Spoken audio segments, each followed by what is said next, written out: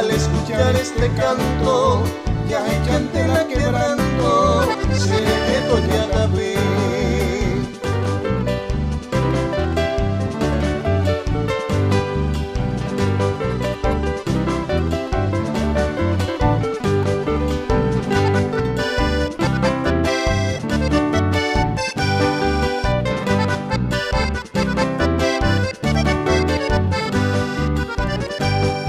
No es ninguna novedad entender que en la distancia se amplifica la añoranza, a veces tiende fuerza.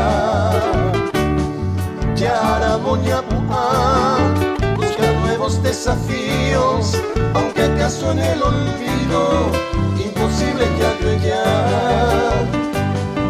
La pasión se ha eclipsado, pero quedan los recuerdos de aquellos dulces momentos. Amo y no bajé